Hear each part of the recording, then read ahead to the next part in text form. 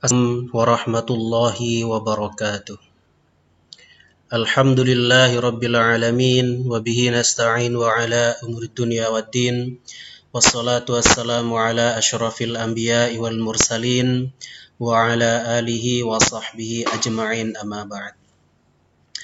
Alhamdulillah, ikhwah sekalian yang dirahmati Allah Subhanahu wa taala. Pada pertemuan sebelumnya kita sudah membahas tentang konsep wakaf tunai dalam Islam.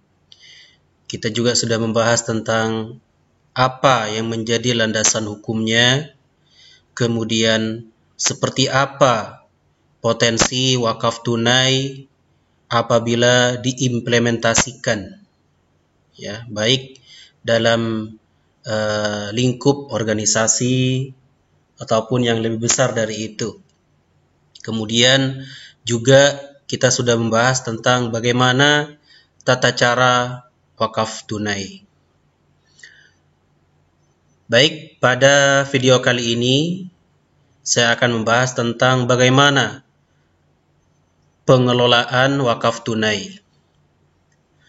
Dalam rangka pergerakan dana masyarakat dan optimalisasi potensi finansial umat untuk kemaslahatan perekonomian, gagasan wakaf tunai akan dapat melengkapi Undang-Undang Nomor 17 Tahun 2000 tentang perubahan ketiga atas Undang-Undang Nomor 7 Tahun 1983 tentang pajak penghasilan, di mana zakat dimasukkan sebagai faktor pengurang pajak.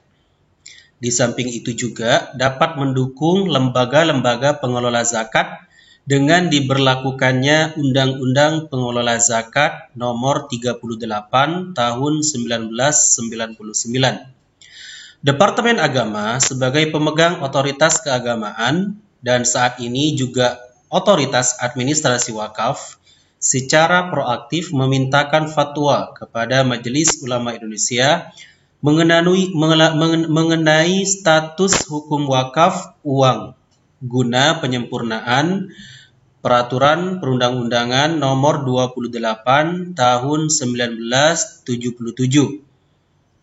agar lebih akomodatif dan ekstensif, dan sekarang telah diakomodir dalam Undang-Undang Nomor 41 Tahun 2004 tentang wakaf. Keberadaan model wakaf tunai dirasa perlu sebagai instrumen keuangan alternatif yang dapat mengisi kekurangan-kekurangan badan sosial yang telah ada, yaitu melalui lembaga wakaf. Penyaluran wakaf ini sudah berlangsung sangat lama di Indonesia.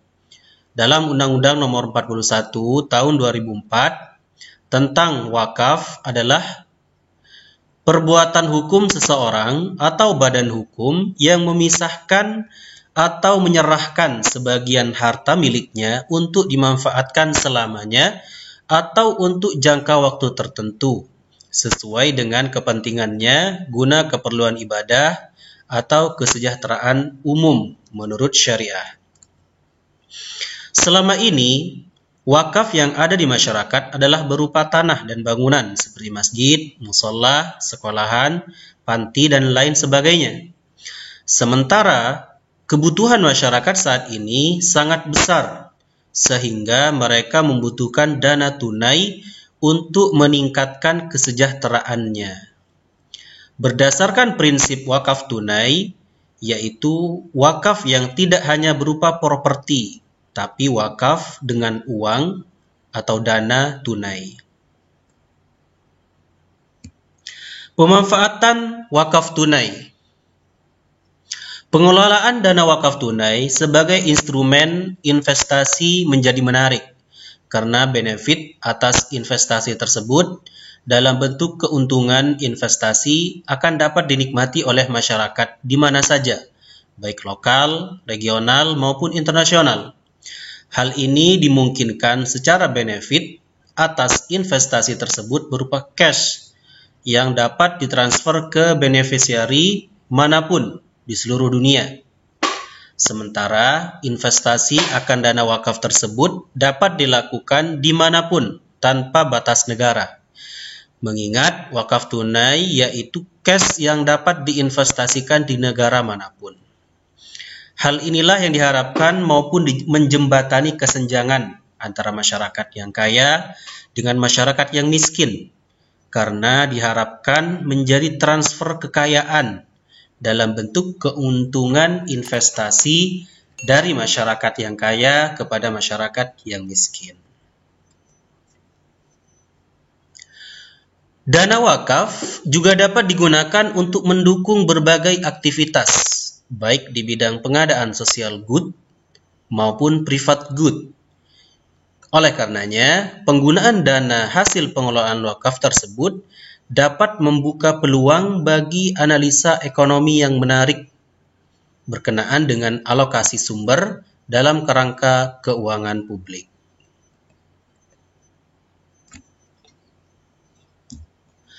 Operasionalisasi sertifikat wakaf tunai.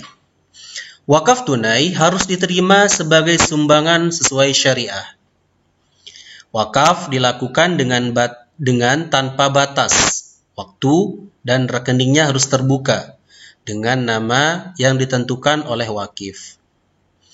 Wakif mempunyai kebebasan memilih tujuan-tujuan sebagaimana tercantum di dalam daftar yang jumlahnya ada 32 sesuai dengan identifikasi yang telah dibuat atau tujuan lain yang diperkenankan syariat.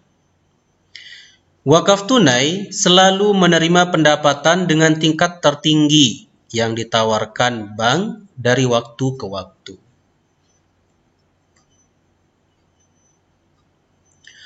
Kuantitas wakaf tetap utuh dan hanya keuntungannya saja yang dapat dibelanjakan untuk tujuan-tujuan yang telah ditentukan oleh wakif.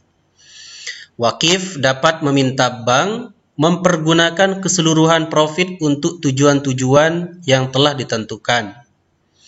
Wakif dapat memberikan wakaf tunai untuk sekali saja, atau ia dapat juga menyatakan akan memberikan sejumlah wakaf dengan cara melakukan deposit pertama kalinya, sebesar ditentukan kemudian.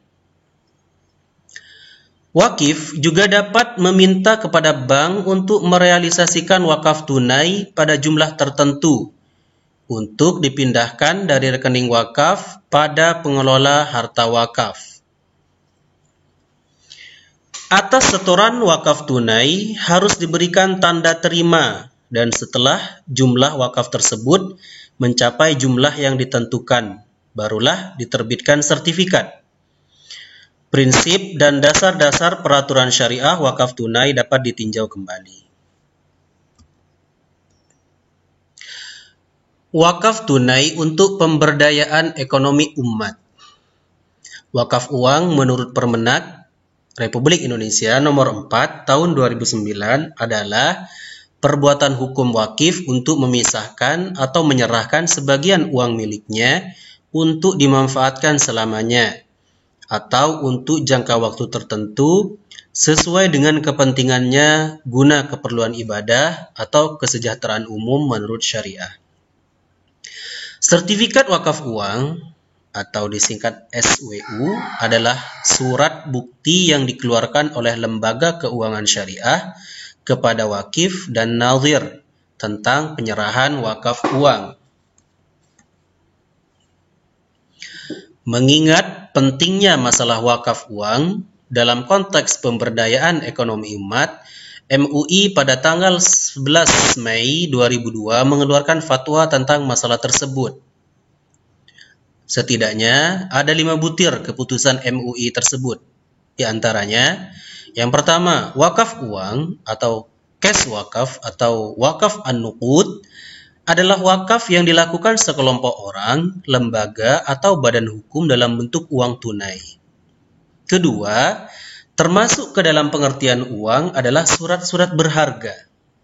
Ketiga, wakaf uang hukumnya jawaz atau boleh. Sedangkan yang keempat, wakaf uang hanya boleh disalurkan dan digunakan untuk hal-hal yang dibolehkan secara syar'i.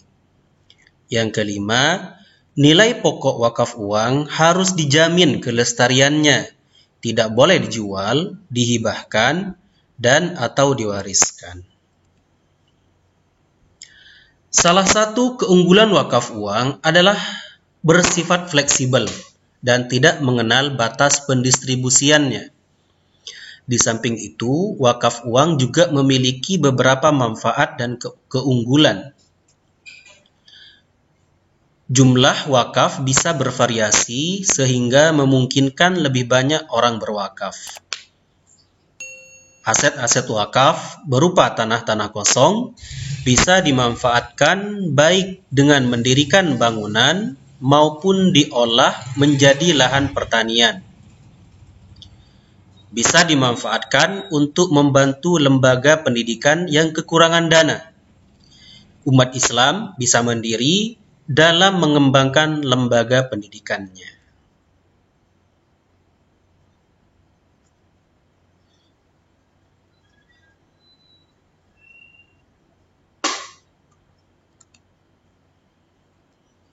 Selanjutnya, strategi pengembangan wakaf tunai. Yang pertama, sosialisasi keberadaan wakaf uang kepada masyarakat, bahwa masyarakat tidak perlu menunggu sampai jumlah tertentu hartanya guna membeli sejumlah harta untuk diwakafkan. Yang kedua, wakaf bisa dilakukan dengan cash walaupun ia tidak memiliki harta seperti tanah, rumah, dan sebagainya. Kemudian, mendirikan lembaga wakaf tunai dapat dimulai dari lingkungan terkecil seperti takmir masjid, pesantren, dan sebagainya. Pendirian lembaga wakaf tunai tidak harus menunggu kelompok atau institusi. Selama individu atau sekelompok individu mampu mendirikannya, maka tidak ada halangan untuk mendirikan lembaga wakaf tunai. Kemudian, perlu koordinasi dengan lembaga zakat untuk menjalin kerjasama dan meningkatkan kinerja antara kedua lembaga tersebut dengan tujuan untuk menyejahterakan masyarakat.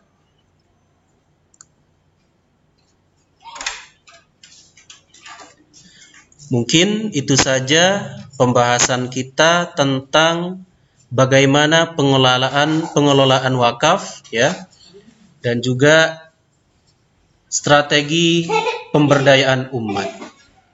Dari saya mohon maaf. Assalamualaikum warahmatullahi wabarakatuh.